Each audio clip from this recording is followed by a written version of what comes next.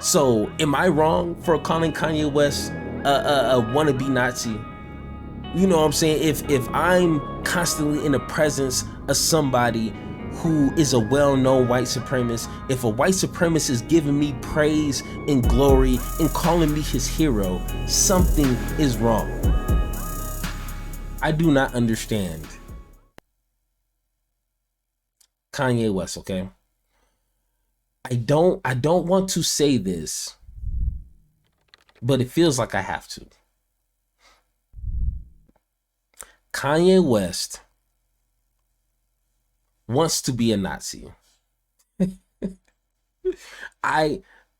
Kanye West wants to fit in with like-minded racist people. He wants to fit in. He is purposely injecting himself into that kind of environment. I don't know. I to a certain extent, I respect Kanye West. I even love Kanye West. He doesn't even have to be a rapper. Forget the music, forget the clothing. He is a black man trying to make it just like everybody else. I love him. But I do not understand what the hell he's trying to do. I don't understand what his end goal is. Now, it may not be my position to understand. I'm just some dude recording in the room, okay? You know what I'm saying? He has 20 million subscribers. I only have like 2,000, okay? But it's hard for me not to call him a clown for doing what he's doing.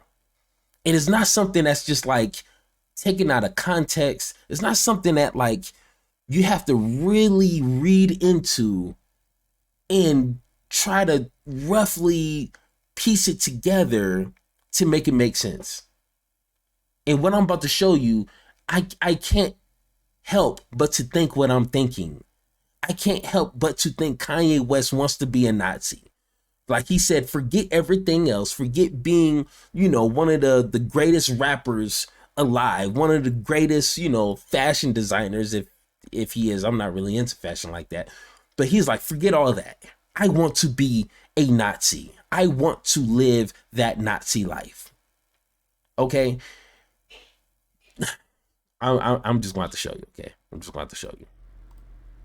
Most perturbed about me asking him to be my vice president. I think that was like lower on the list of things that caught him off guard. It was the fact that Now, this guy right here, Milo, I did some searching up. He's not really relevant, but he's a character, okay? He's definitely someone you wouldn't want inviting to your Thanksgiving dinner, okay? He's definitely somebody questionable on why these two people are even in the same room is very questionable. Okay, look him up. I did some looking up. It's not really worth me spewing everything, but it's weird. It's weird. Lower on the list of things that caught him off guard. It was the fact that I walked in with intelligence. So Trump is really impressed with Nick Fuentes. And Nick Fuentes, unlike so many of the lawyers and so many people that he was left with on his 2020 campaign, he's actually a loyalist. When he didn't know what the lawyers is, you'll still have your lawyer list. And when all the lawyers said,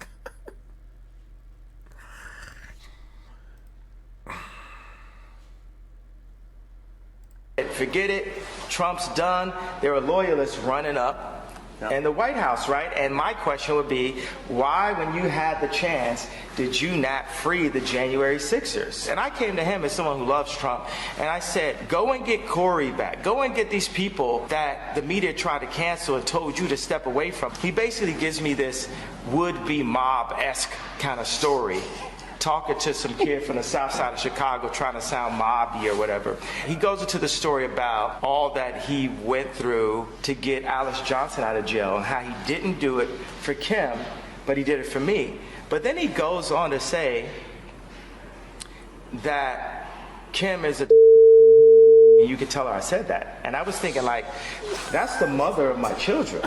Since we know, and all the Christians in America that love Trump know that Trump is a conservative, we're going to demand that you hold all policies directly to the Bible. When Trump started basically screaming at me at the table, telling me I was going to lose, I mean, has that ever worked for anyone in history? You're going to lose. Tell him he's going to lose.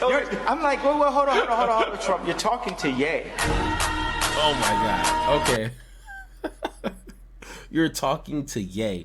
Okay, so now a few things about that, and we're gonna get into who Nick Fuentes is. Okay, now that's the key person right here. That's where it's like, hey, I think you're going a little too far. Running against Trump, do your thug dizzle. You want to run for president? Do your thug dizzle. I get it.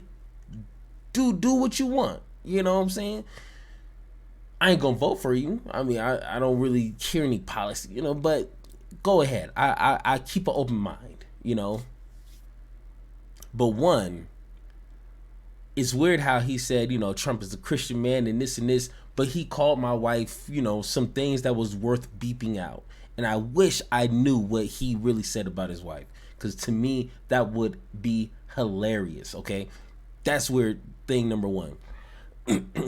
Two, like I told you, the Milo, whatever his name is, sound like a cartoon character. That's a guy that's questionable. But we're here to talk about Nick Fuentes. He's like his confidant. Okay, from what I've been hearing, those two been kicking it real hard lately, and it makes sense on why Kanye West is all of a sudden on this anti-Semitic, anti-black type rhetoric. And at first we're just thinking, is he just coming from a place of hurt and pain, and he's just lashing out on everybody? That was one of my ideas, at least. You know, he's been wronged by some Jewish people, so he's gonna be racist. You know, he's been wronged by black people, so he wants to just lash out. But ever since I found out who he's been kicking it with, it's all starting to make sense. It's all starting to make sense. Now, this is Nick Fuentes, and he's on his show, and here's what he has to say about Kanye West. I've been sleeping a little bit. Happy Big Tech Thanksgiving, sent $24. I trust ye without meeting him because I can see that he is a loving father who has known the pain of separation from his children. I see his resolve to fight at all costs. That's how I got here too. Well, you know, I don't want to be the guy that does a tell-all, because I feel like that's kind of like a privacy thing. But I will just say this: he's an incredible human being. I've always been a fan. He's always been my hero. He's always been my inspiration. And I will tell you that without saying anything that's indiscreet, I have to say that he is an incredible human being. Okay. And you know, they have that expression, never meet your heroes, and so you always kind of think that, but he is really something, you know. He is really he is a force of nature and an incredible person. So I see a tear. I've never met anyone like him. I say that in a good way. He is truly an amazing individual. So okay, now one is weird. Now you guys are probably thinking, this is Nick Fuentes right here with Kanye West. Now you see him with him. You see Nick Fuentes with Kanye West. All right, there's no secret about that. And you're probably thinking to yourself, how is it? It's on his chin. You're probably thinking to yourself, hey, he's not a bad guy. He just said some really nice things about Mr. Kanye West. Like, how is that such a bad thing? You know, come from this guy, they're probably really close friends, and he's just said nothing but good things and blessings about Kanye West. Okay, I get it. But this is where kind of common sense kind of comes in, okay? If you have somebody who's a well-known white supremacist, who's a well-known racist, who's said plenty of racist things, Holocaust denier, constantly saying the N-word with the hard R. You know, it was a video where, and I didn't want to show it here because I'm not trying to get in trouble by YouTube or Twitch, but he would say, instead of, you know, the black vote for Democrats, he would say the N-word vote for Democrats, you know, the N-word vote. He would keep repeating it. He was repeating it over and over.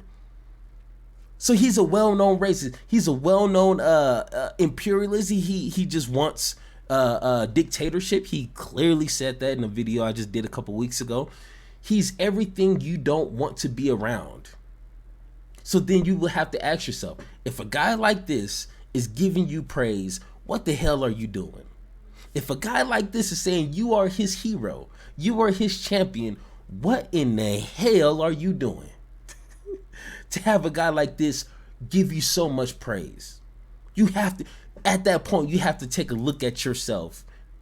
Take a look in the mirror, like Michael Jackson said, take a look in the mirror and say, what am I doing? What am I doing wrong in my life for this well-known white supremacist to be buddy and saying all these good things about me? And I'm a black man. You know what I'm saying? Let's take a look at this. I was just telling everybody, we're doing a press conference at 5 o'clock p.m. at the Sheraton Hotel, which is like across the street. I'll be giving my most unchained speech ever. I'm off of Twitter. I have nothing to lose. So this is going to be the most racist.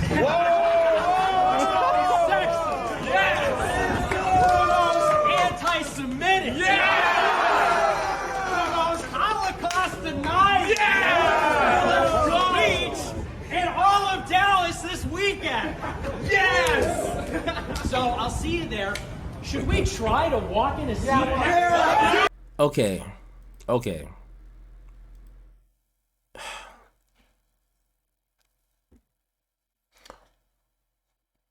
Does Kanye West have anybody? Does Kanye West have anybody on his team to explain to him who he's running around with?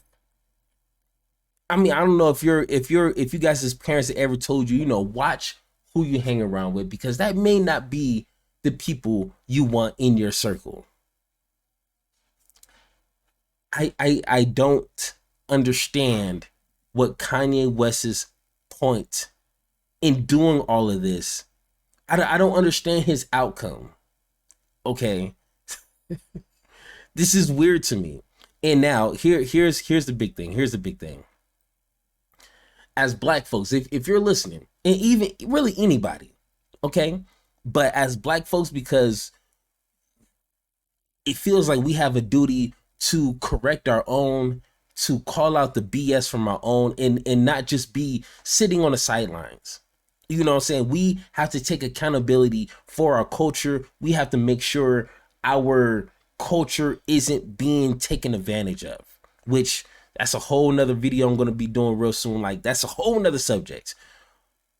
Mr. Kanye West has to be held accountable for who he's hanging around with and what he is doing. If anybody at this point, even after watching this video and seeing who he's kicking it with, if you don't question his motives, his moves, and you're defending him, you're the problem. I'm just going to say it like that. You're the problem. I honestly didn't want to make Kanye West videos because, you know, I'm pretty sure it's going to get some clicks, but I don't want to keep attacking a man or critiquing a man who is going through some mental problems, who's having some problems at home. And, you know, I don't want to do that. But now he is purposely doing some weird things and it's not safe. And I think, honestly, as black people as a whole, like, we we need to wake the hell up, because this is not cool. Kanye West needs some friends, some serious friends around him, and be like, hey, do some research. I know Kanye West don't like to read, but he needs to do some research on who he's hanging around with. I mean, it's millions of people in America you can hang around with. And I'm pretty sure you can close your eyes and spin in a circle and just point at a random person, and that person will be more beneficial to hang around with than this guy right here. 99.9%. So am I wrong for calling Kanye West a wannabe Nazi? You know what I'm saying? If I'm constantly in the presence of somebody who is a well-known white supremacist, if a white supremacist is giving me praise and glory and calling me his hero, something is wrong. And Kanye West is a grown man. And honestly, he's making his grown man decisions. And I honestly think it might be too late for Kanye West. It's like the decline. And once you get to a certain point, there's no coming back. There's honestly no coming back from that.